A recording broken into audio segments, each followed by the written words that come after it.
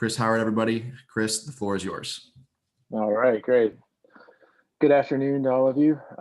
So what we're going to spend some time talking about today is early and frequent user engagement as it relates to product development. And there you go. So a little bit about me.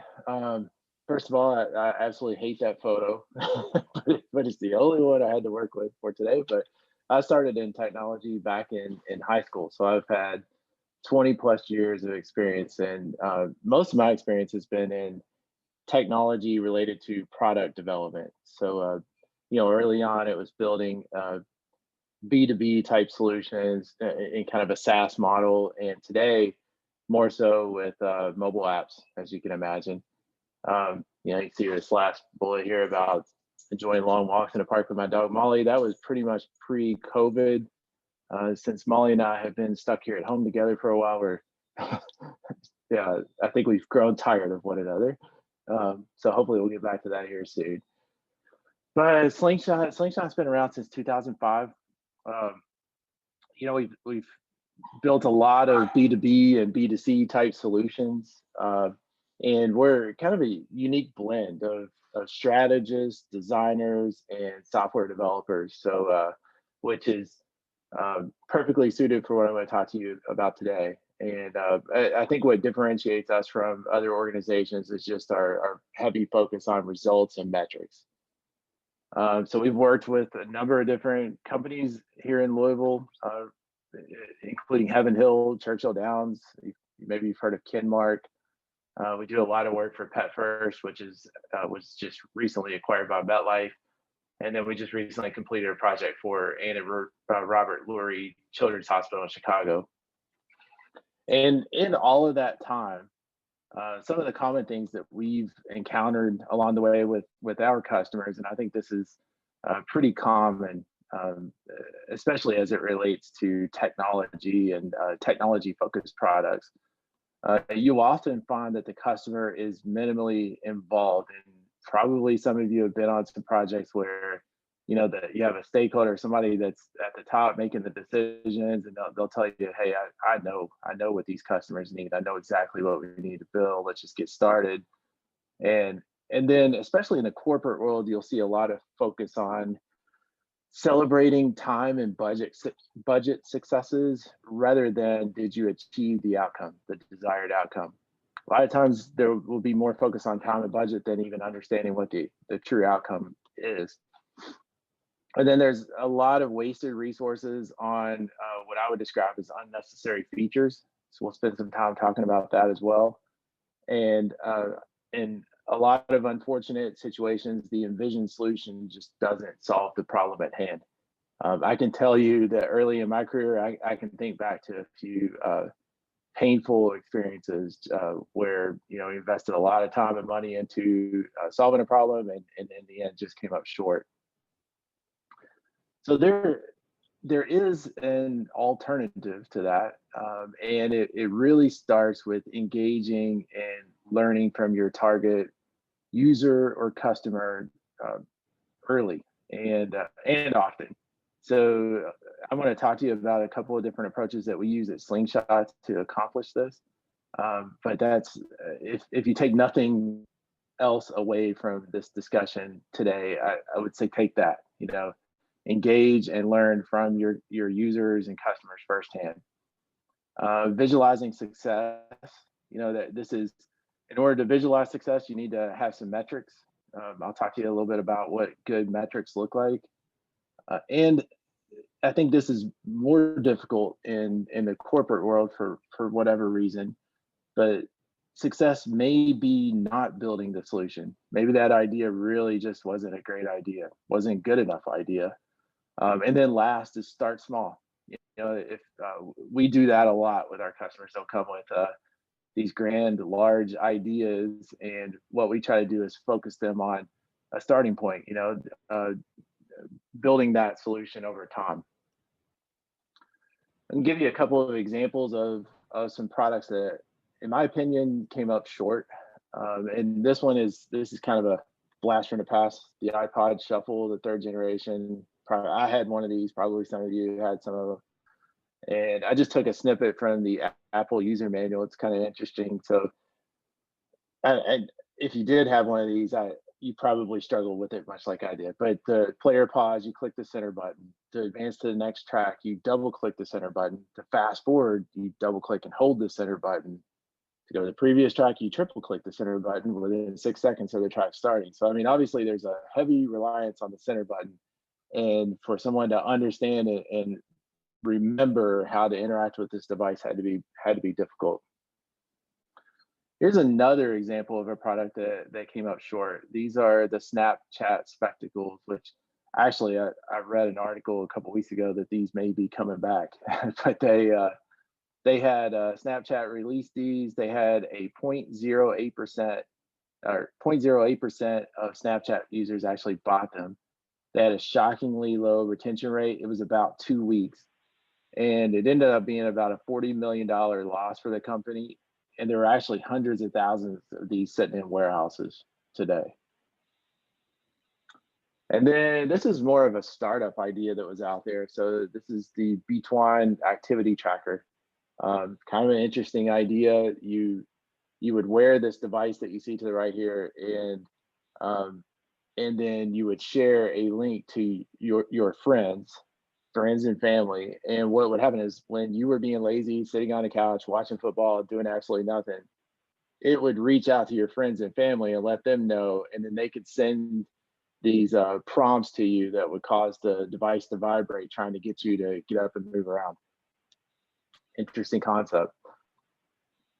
And according to Mark Payne of Fahrenheit 212, roughly 90% of all new ideas fail. And he says that they often focus on wow rather than how. And a couple of ways to avoid failure. I'll come back to that. But the first one is exposing the ideas to the tough love of tough questions. So you're going to see here in a bit how we do that at Slingshot. And I think that's critically important. And then last, here, the second bullet is teeing up issues that kill the project now rather than discovering it later. And you've probably heard the phrase fail fast. And I'm a big fan of that. I think they're at Slingshot, most of the projects, I would actually say 9 out of 10 projects that we take on, when we first introduce our solution to the target user or customer, it generally isn't right. I mean, what we're trying to do is to get in the ballpark and then revise from there. But I think a lot of organizations would take that first iteration and just push it out and experience more painfully that any challenges that they may have maybe had the opportunity to uncover earlier.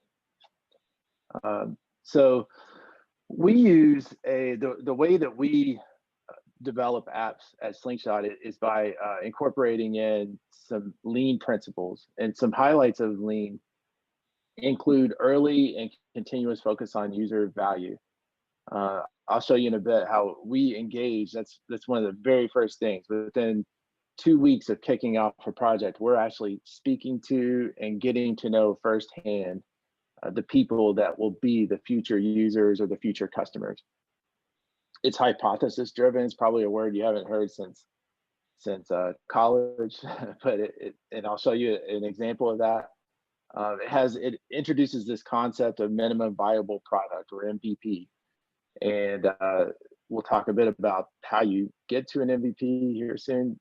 It's at the heart of lean is this build, measure, learn loop, and that's essentially how you execute. How you build your solution, get it out there, measure, learn from that experience, and iterate on it. It's an iterative model, and it's nimble, adaptive, and Slingshot, we have a heavy focus on collaborative design. And the process is something like this. So with every idea or every product, you have an assumption, that people need that solution, that it's something that they're going to be interested in, and I would say that assumption, it could come in the form of a new product idea. It could also be a new feature that you want to add to an existing product. We get a lot of those as well. But regardless, you follow the same process. So you have your assumption, you build your hypothesis, and this is the belief that you want to test. You experiment, you get out there and test that thing. And then last, by leveraging metrics, you have some feedback, you have an indicator of the outcome. And this is that build, measure, learn loop that I mentioned earlier. So you start off here, with the idea. You build your test. You test it with real users, real customers. You measure their response, so you get some data, you learn from that, and then you have a decision to make. You either pivot or persevere. And persevere meaning that you got it right, you're happy with the results, you're going to move on. Pivot is that you're going to change in some way. You're going to adapt that idea, modify it, which, like I said earlier, at Slingshot, every solution that we've built, we've done that. We've pivoted and changed course to some extent. And how do we get to know the user or the future customer? We do that through field research. And this is like, I mentioned earlier, we do this typically within the first 2 weeks of kicking off a project. And we'll get out there. Let's say if it's a business solution, we're doing this, it's a B2B type product. Then we want to gain access to the resources that are going to consume that solution. And we want to learn firsthand about their process. What is it that they're doing today to work around the challenges caused by lack of having that solution available? There's always workarounds and tricks that they may have. So we pick up on those.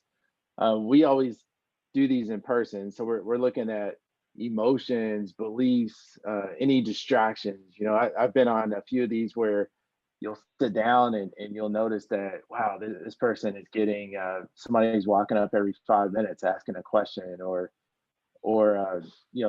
do they have, as it relates to work environment, do they have dual monitors? Do they have a small screen? What sort of, what's their desk like?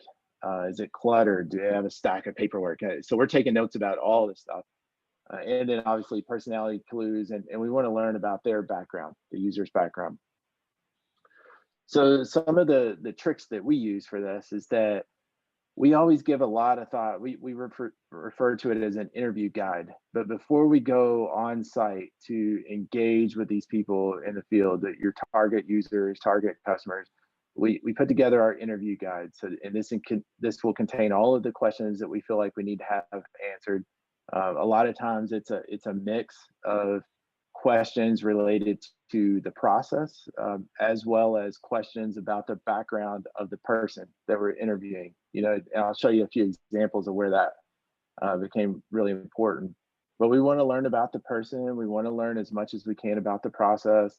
We want to get their thoughts on ideas, and then I think most importantly, we want to pretty much conduct the same interview person after person, because what we're looking for are trends. We always do them in a 2-person team, and I think this is critical. One of us will lead the interview, and to back up, if you've ever been on a job interview where you're sitting across the table from 3 different people and they're each asking you a question that's somewhat unrelated to the prior question, it's exhausting. It's hard to you walk away from that worn out, and we don't want to have that situation. So we want to have one person that is driving the discussion and that's keeping things on track, while the other person is taking notes. So the person that's doing the interview, and they're making eye contact, they're engaging with the interviewee, and then we have a person that we refer to as the scribe that takes all of our notes. We always keep them less than an hour, and I would say probably need to strive to do 30 minutes these days. An hour is a long time. And then we do them in the field or at the desk. I mean, this was pre-COVID. Most of the projects that we're doing right now, we're doing over Zoom. So we do the best we can with that. And then if able, you want to record these, so that you can refer back. There have been many times where we want to refer back to something that they said or some idea that popped up. But ultimately what we're after is crafting empathy. We want to be able to, by the time we finish all of these interviews, we want to be able to put ourselves in the position of that user or customer. You want to, a lot of times if you're building this new solution, then the lack of that solution is causing them some pain. They're having to work around it, but you want to be able to empathize with their position. And that's when you're able to do that, that's when you do your best work as far as solving that problem.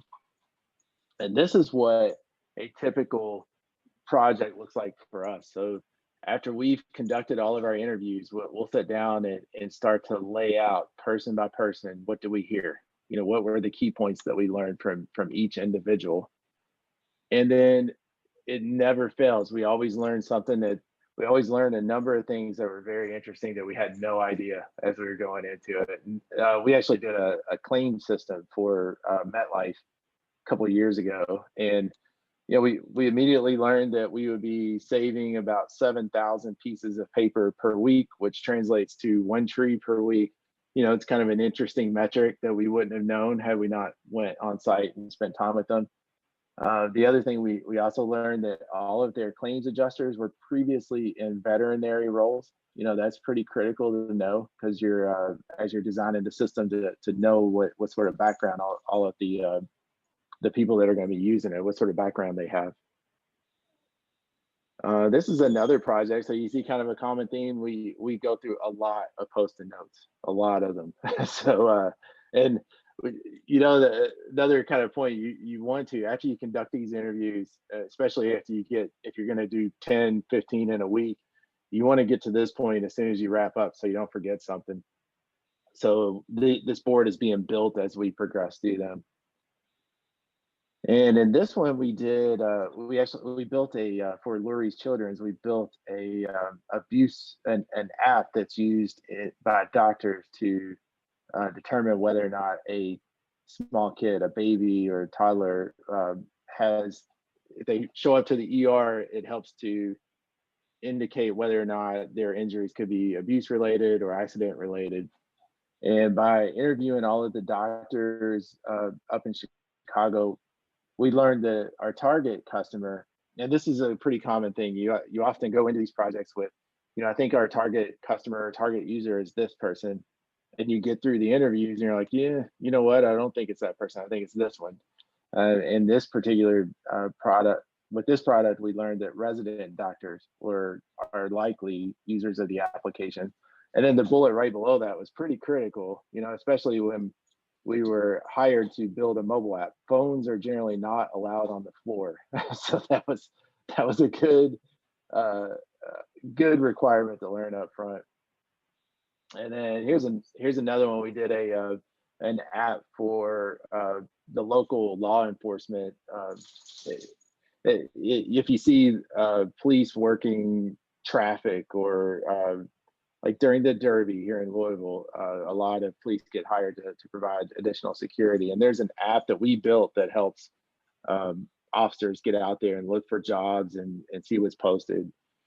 So for this one, we actually, at the Slingshot office, we interviewed 15, 20 different police officers. They came in and talked to us, and I'm sure the other tenants in the building thought something was up at Slingshot, but we had police coming in for over a week and giving us just their insight. We wanted to learn about when do they look for side jobs and how they do that. So we learned that most of them are accessing, it was a website. Most of them, 95% of them were accessing it through their phones, which was a terrible experience. So we ultimately, based on the feedback we received here, ended up building a mobile app for this. But after we do that, so we'll do our interviews, and then we post everything up on the board, and we're looking. It's powerful to be able to step back and look at this full board of interviews and be able to point to, well, this person said that, this person said the same thing. They all shared this same challenge, or but what you're after is, after you finish your field research and your interviews, you have it posted up, you go into what I refer to as the ideation phase. And this is where you start to talk about, well, what does this target customer look like? What's their background like? Personality wise, are they tech savvy or not so tech savvy? So you start to frame up who your target customer is, because again, you've met them firsthand, and you've met a lot of them at this point. And keep in mind, we're doing this about 3 weeks in. So we kick off week one, we build our interview guide, we come up with our strategy, how we're going to engage the target users. We're scheduling week two, we're interviewing them all. Week three, we are into, hey, what did we learn? What did we learn new about the problem? What ideas do we have? Because it never fails. I mean, as you're sitting through those interviews and you're getting to know these people, you start to come up with these ideas of how you can leverage technology. In my world, how you can leverage technology to solve the problem. And then ultimately, the last two here is, what is our next step? What is our experiment? And Hosting most of Web. our products or most of the projects that we execute on, the experiment is a prototype.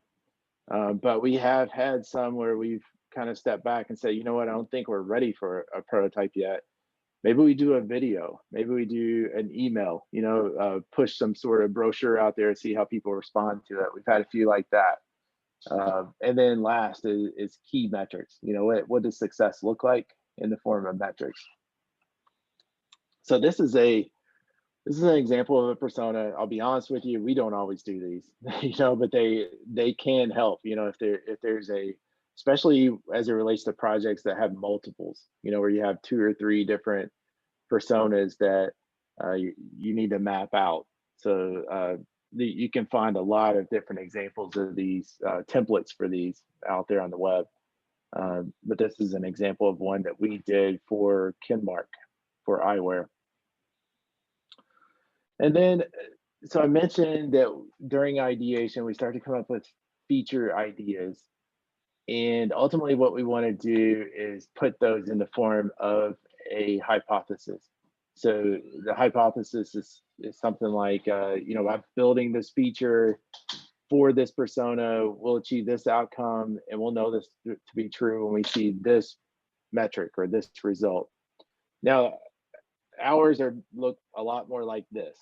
Again, Post-its, now, a trick that we use that I think is pretty important is that we will do these independent of one another. So basically what you see here are 3 different columns.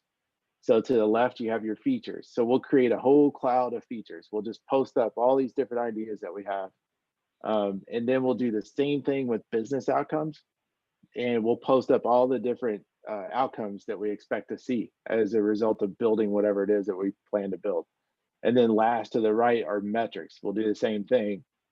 And then we'll go through this exercise of starting to combine the 3 together. So we like this idea of, like you see here, digital document management. We think that we will lessen environmental impact as an outcome. And we'll know that to be true by seeing a reduction of paper-related costs.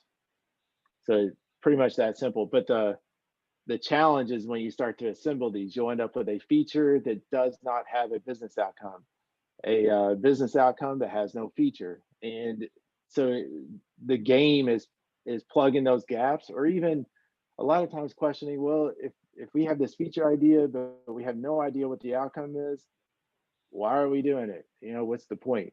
And so this helps us this is kind of the first step to narrowing to minimum viable product, which is something that we're always after. What is the smallest version of this?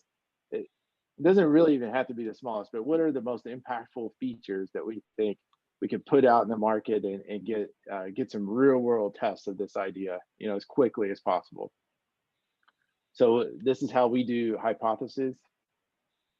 And then, I mentioned that we're narrowing to MVP. So in a lot of cases with Slingshot, our MVP is, and you don't really have it on this slide, but it's I would say that we actually are doing more of an MVP with our prototypes. So we're building a real world. It looks real. Our prototypes are really nice. So they look like the actual product.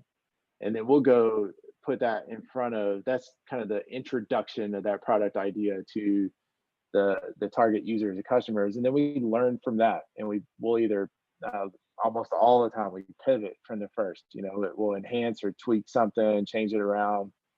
Um, but an MVP can come in a number of different forms. Like a website landing page where you create the landing page, describes this really cool product idea, and you can do early sign up and get it for free for the first month. I don't know, whatever that may be. So you come up with something that looks really real. You blast it out there to all of these target users, customers, and measure response.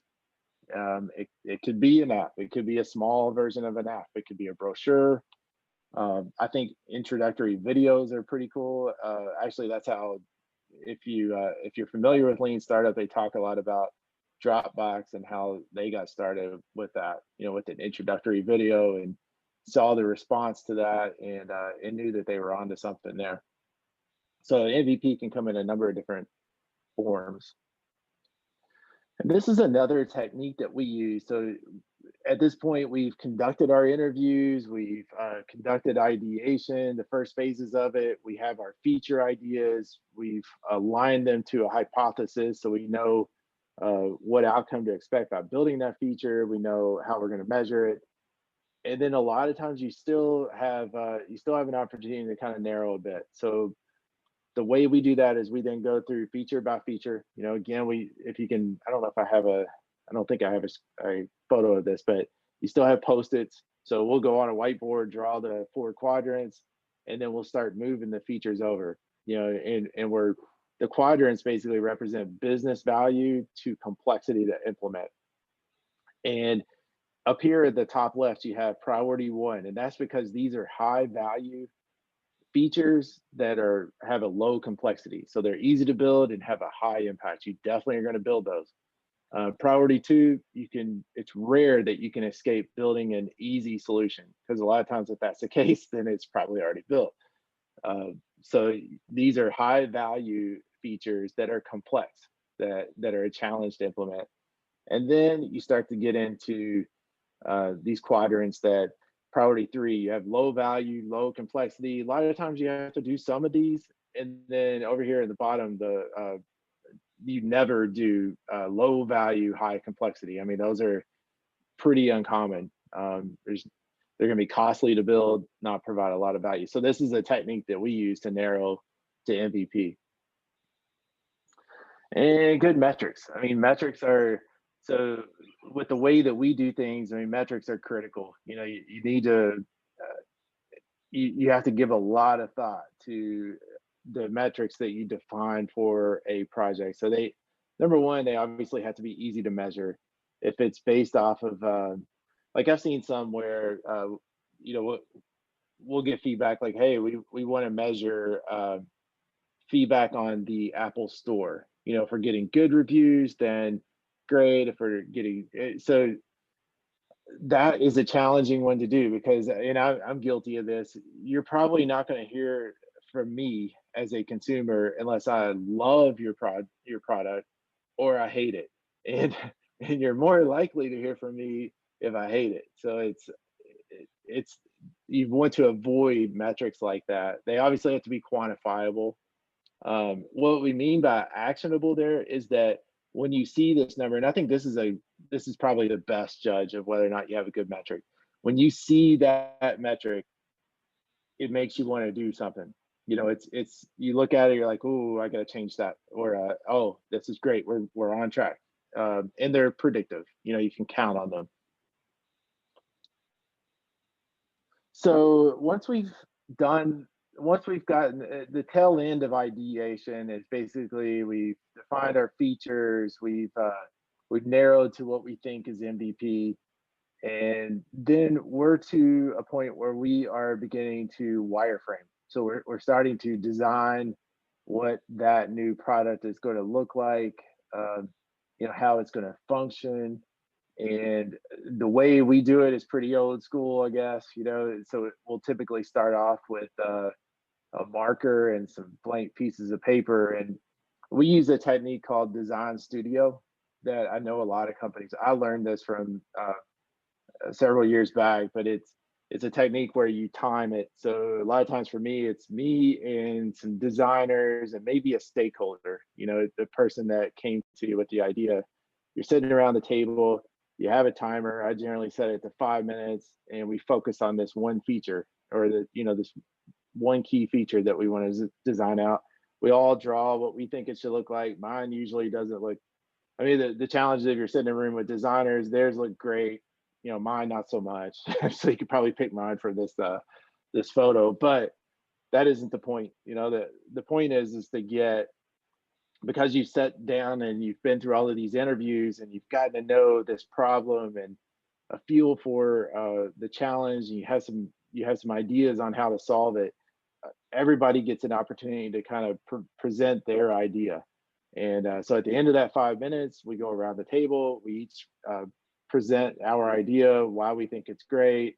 We post those up on the board, and then as a group, we go through and say, give me your top 3 things that you learned that you really like. Give me top 3 things that you don't like at all, and we'll kind of critique the designs, and then we'll just keep iterating on that until we feel like we have a pretty good design to move forward with. And what we then do is we take those wireframes and we put them into prototype form. And a prototype, the main goal with a prototype is to make it look as real as you can, as real as reasonably possible.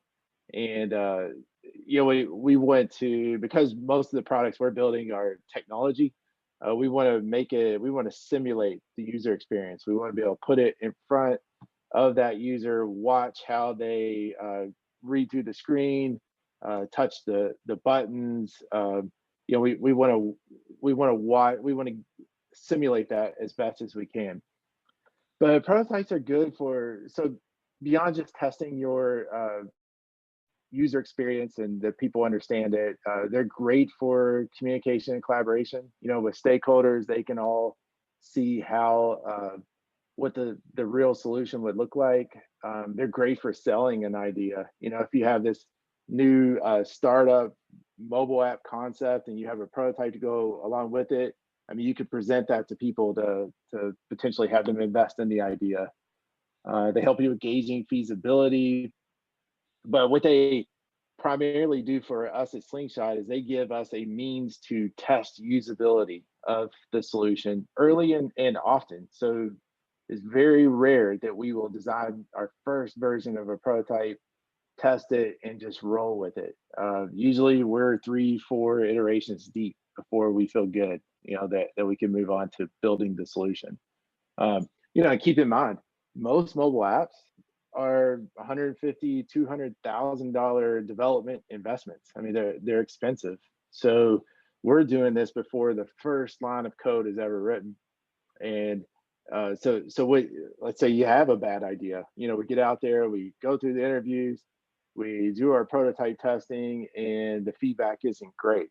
Well, you could kill it. I mean, you could stop before you have to invest another $125,000 into building it. So the prototypes give you sort of a stage gate where you could evaluate response to that idea and then make some decisions, decide whether or not to pivot or persevere. And then the last bullet here to the right, what they do for us most frequently is that they give us the feedback necessary to know when to cut a feature. If we present it and there's not a lot of value perceived from the target customer, then we can cut that out of the solution and drive down cost and accelerate time to market as well. So once we have our prototype, what we'll do is we'll conduct user testing. We do it pretty much the same way we did interviews. So we'll get out and engage with the target user customer firsthand. And before we do that, we come up with some scripted scenarios that we want to test. So obviously your prototype needs to be capable of supporting those scripted scenarios. But ultimately what we're after is to observe natural workflow. We generally, user testing is, it's somewhat unnerving a bit, I guess, because with interviews, we're talking, it's a conversation. My goal with an interview is to get you into a conversation and have you trust me, tell me about the challenges that you have, just give me all of the feedback that you could possibly give within that hour. User testing, I'm really not going to tell you much. We're going to give you a scenario. We set the stage. We want to get them in the right frame of mind, and then we turn them loose. We'll typically just slide the phone over in front of that user and let them go at it, see how they interact with it. But what we're watching is how efficient, what's their emotional response. Emotional response is pretty key, because we want to see, well, what did they look lost? Did they look confused when they saw that screen? I mean, we've had a couple of projects where, especially when it comes to legal language, a lot of times if you have to have a terms of use, people will look at that like, oh, I don't know. And so we take note of that. A lot of times we'll bring something back and just see, do they remember how they interact with it? How long does it take them to progress from point A to point B? So those are things that we're watching. But some tips and tricks for user testing include, the obvious one is making sure that you represent all of your personas. And we get this sometimes, I just recently did a project with MetLife where they gave us a list of policyholders to test with, and the list, you could tell, was these were like the MetLife fan club. So they all loved their pet insurance and were huge fans, and obviously that can skew the results, because that type of person, they want to give you good feedback. And so we had to go back and say, you know what, these are fine, we'll keep some of these, but give us people that you never hear from, and then also give us some people that have complained. Give us a good mix of your full portfolio, so we can get some real accurate results. And so we want to record responses. So we do the user testing the same way that we do interviews. We'll have one person leading the discussion. Like I mentioned previously, there's not a whole lot of discussion for user testing, and then one person that's taking notes. We always set the stage for the user. I think that's a critical piece. You want to put them in the right frame of mind. If you're like in the MetLife world, if what we're testing is them filing an insurance claim, then we want to set the stage, and give them a real world scenario where they're doing that. We have all of our test scenarios developed previously. And then last is that you never want to lead the user. We don't give guidance on how to use our app. We expect for our app to be intuitive, that they should be able to find their way through it. And if not, then that's something for us to go back and fix. So referring back to some of these the products, so the iPod Shuffle had, I would imagine Apple did some user testing. I'm not sure, but had they performed user testing with this device, I'm confident that it would have failed recall. And I think once you got into fast forwarding a track and rewinding, and emotional response probably would have been frustration. So these are things that would have possibly led Apple to revising and simplifying, how you interact with this device. With this B-Twine activity tracker, rather than actually building the prototype software, and in this case, it's a heavy investment. I mean, you have software as well as hardware, a device that you have to interact with. So probably had they come to Slingshot, we would have pushed them for an intro video, a landing page, any other method in which they could have assessed interest in the product, and got some good feedback on that before investing further into the product idea. So kind of putting it all together, this is how we practice Lean UX within Slingshot. So you have here to the right, you have your idea, and the idea could be a new product idea, like an app or a website, or but it can also just be an enhancement to an existing product. Maybe you're doing version 2 of an app that's already out there. But regardless, we go through the same process. So we get out there, we conduct our field research. We're engaging firsthand with our target users. We then come back and do some brainstorming. This is where we are coming up with our features, our metrics, our outcomes, our hypothesis, and then ultimately wireframes. We then build our prototype. We get out there and we do user testing with that prototype. And actually, this whole thing, the whole prototype and user testing is very iterative. So we enter the build, measure, learn loop with our prototype. We put that in front of our target users, learn from them, measure their response, and then, like I mentioned previously, a lot of times we iterate on this several times before we exit it and start building the actual solution. So this is lean UX practiced within Slingshot. And some of the key benefits are that we learn very quickly. A lot of times, most projects within 2 weeks, we're talking one-on-one with the target users. We're measuring real customer feedback. It's I think there definitely are most of the products that we do are B2B, and but if you're doing something that's very consumer focused, then focus groups have a place. But I would say that the way that we do it, we learn one-on-one firsthand. So we're interviewing one after another, and then looking at trends across the board. So I think you get very meaningful feedback that way. You don't have that one personality that kind of drives the whole conversation. We're speaking to them one-on-one. And we have a heavy focus on actionable metrics. No vanity metrics. I don't know if you've heard that term before, but these are actionable metrics. We become closer to the customer. We know their names. We know them firsthand. And I think the last and most important thing is if you're practicing an approach like this, you have to get comfortable with failure. So you want to fail fast. You want to fail fast when I come from the corporate world. If you have an idea and you're 5 million in, then that comes with a lot of pressure now. You really don't want to write off 5 million or 10 million.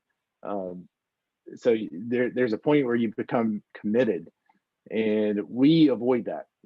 We want to be comfortable with pivoting. We give real feedback. If we hit the field, come back and are like, you know what, I don't know that this is an idea worth building, or you know what, we're not comfortable enough that we have this nailed down. We probably should try these couple of other experiments to make sure that we're spending your money wisely.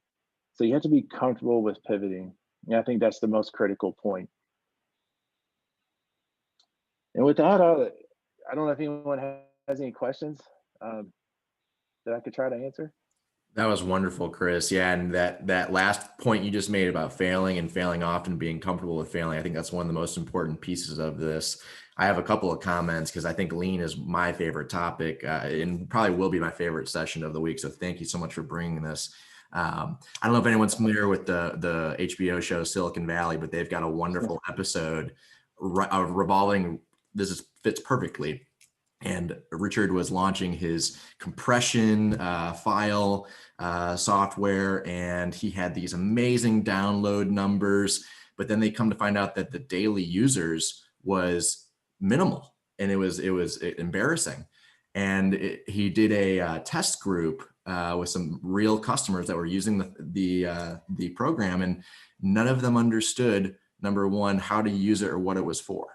So yeah, your downloads were amazing, but your daily use was horrible.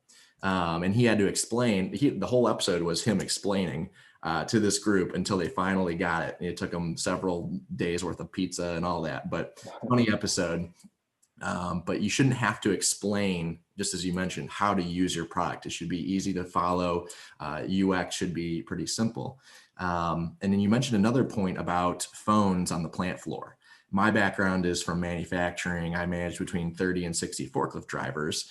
And when they would have earbuds in their ears, obviously that's a distraction as a forklift driver, right? And so the issue with that though was several years into that type of role, they rolled out the temporal bone music headphones. You know what I'm talking about?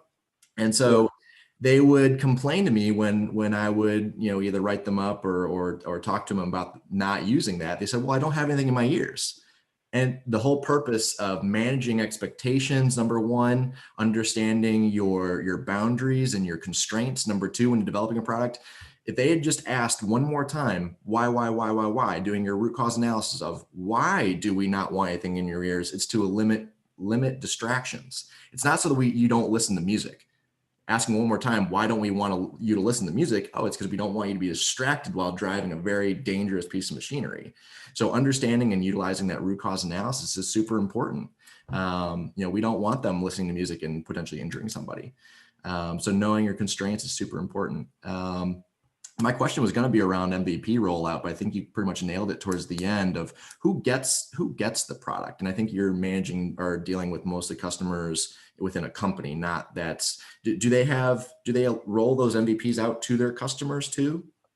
Yeah, we do a little of both, and actually with that has been changing over the last several years where we do a lot of products that on behalf of a business, like MetLife, we just built an app for filing claims so that their customers can file claims. And yeah, so in that case, with that particular solution, we user tested with policyholders, just to uh, we did some analysis on people, who's filed claims in the past. We wanted a good mix, which I think is critical. It's just understanding what sort of mix of people do you want to interact with. And in that particular case, we wanted people that have some experience filing claims, and then we wanted people that have never filed a claim. Just so that we could uh, learn from both. And But we are you test. often using surveys as well? Or like what is your method typically of that test and measure? Yeah, today, well, in the past, we would go, a lot of times well, in that particular situation, it would almost always be Zoom. So we'll get on Zoom and a couple of interesting things. One, we want to make sure that they have a camera because we want to be able to see their face as they're seeing the screens and interacting with the solution. You can read a lot about just facial expressions. We'll take note of that, but today it's mostly Zoom, especially in the COVID world. In some cases, if it's a business solution, in the past we would go on site, and test there, because it's kind of nice to be able to just slide a phone over and or a tablet or what have you, and just see how they interact with it. But we're doing all of that one on one. So it's me and a person taking notes and that one person, and we do it that way because we we feel like we get better results. If you're talking one on one, there's just to give you an example. I used to work for a big corporation, and when we would go on site to do this, if you had the manager or the supervisor in the room with the employee that you're talking to, they're going to be much more guarded. If they have tricks and workarounds, probably not coming up in that meeting. So they're going to tell you how they should be doing it, not necessarily how they are doing it. And by doing one on one, we feel like we get much better results. We get the real world. Here's exactly what they think and uh, how they're doing that process. So it's That is a amazing point, and I'm glad you said it because obviously coming from a manufacturing world, dealing with union workers, they're going to try and get the job done as easy as possible, right? So they yeah, don't want you always to know what they're doing. Mark exactly. has a great question. Do you manage a mix of moderated and unmoderated user testing? Do you have a preferred approach when testing prototypes? Um, most of I guess it would be moderated mostly. And I would say that, so with apps today, I'm going to speak mostly to apps. You can do a little bit of both. So we'll do our first, when we're in the prototyping phase, we'll do a moderated approach. Like I said, we don't really, it's not guided in any way. We're just setting the stage, presenting some scenarios, and then watching how they react for that solution. And then once we're comfortable with that, we'll move that on to development and build, some set of features, and then we'll use tools like Test Flight, which is a tool that Apple provides to get it out there in the hands of a broader group, and from there we can start to get some feedback on, well, what do they think of the solution more broadly, so it's a mix, I would say, but initially, it's moderated. Do you use like, are there any kind of tools for like screen recording to watch how they use it? Yeah, we always record.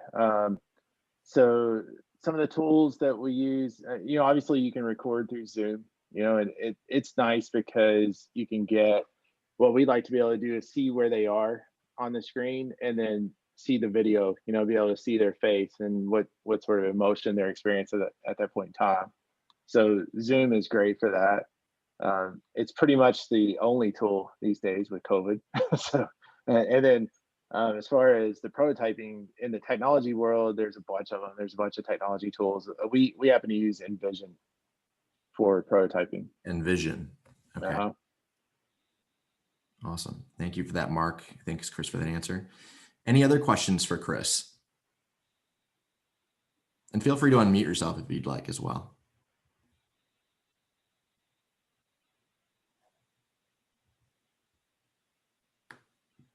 Well, I have one more at least. All right. What are your suggestions for non-technical founders, whether it be getting started? How do you manage your teams, cost expectations, particularly for a non-technical founder? I know most of us have all these great ideas nowadays, but they typically require someone with some sort of programming knowledge. There's a lot of the great no-code tools right now that you can maybe get off the ground, get that MVP going. But what do you suggest for these people? Yeah, I think that by far the most important phase of any technology product, let's focus on an app again, is that design phase. So it's more of there are a lot of tools like I'm talking about when I say Envision, that's a highly technical. I mean, it does require some skill to implement, but I would say you don't really need to go that far. There's a tool called Whimsical that we use for wireframing, and it's a drag and drop. I mean, you can lay out your screens and create a storyboard of screens. And if you're non-technical, do that. I mean, Whimsical is an awesome tool for just being able to kind of lay out your idea and in a way that you can now go and put it in front of some people and see what they think. And so I would zero in on who you think is your target customer, and then lay it out in a tool like Whimsical, lay out what you think that solution would look like. And really you just need to focus on the key features, the features that differentiate it from other products out there, and then engage those target customers firsthand and put it in front of them and see how they react. I mean, some of the key things for that is, obviously you do need to set the stage. You want to give them some scenarios, and probably the most challenging thing is just not leading them. I think when you tend to want to sell them on your idea in that phase, and you don't want to do that. You want to just be able to present it out there and get some real feedback.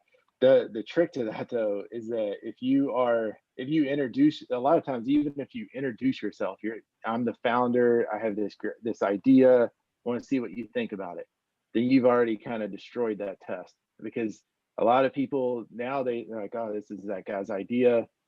I don't want to slam his idea, so I'm going to give him some somewhat favorable, even if I don't like it. And the power of, with Slingshot, we come in, we're not the founder, we're not even tied, other than the company hired us to build it. I mean, I think we get more honest feedback because we're not one of the stakeholders, and they know that. So you have to think through some of that, just making sure that you present yourself the right way. Do use a Whimsical to just simply lay out some of your concept and go hit your target customer one-on-one, talk to them. And I think at least with that, you'd walk away with a much better feel of whether or not you're onto something. My guess is that you, like us, I mean, you'd walk away and think, oh, they like that idea, but I need to revise this or that. Or you're going to learn something you didn't even think about that's going to influence your solution. But you do all of that before you go engage and build whatever that is. Because once you commit there, then now you're talking real dollars. I mean, you're into in most cases you're into six figures at that point, at least. Yeah, leading the witness. Yeah, Yeah, that's definitely an important one to understand, not to do when doing your customer discovery. Yeah, that's a great point. Otherwise, you won't get the most honest feedback. right. What about in terms of managing teams? Obviously, if they're coming to you, they should probably do a lot of probably customer discovery even before you do your version of customer discovery, right? Like, Sometimes, I actually think if you can afford it, coming to, obviously you'd want to have some idea. You'd want to have given some thought to look, some of the basics. Like you have your idea, do a search out there to see is anybody else doing this, and study kind of the strengths and weaknesses. Because a lot of times you're going to find somebody that maybe is touching on it. But then if you engage with someone like us, then we're very experienced in how to get out there and do the field research and um, build the prototypes and test the prototypes. Um, so if you can afford that, I think that's the best route to go. If not, I mean, there are a number of things that you can do yourself to get out there and kind of validate that idea. Using some of the techniques that I talked about. yeah, absolutely. What other questions do we have for Chris?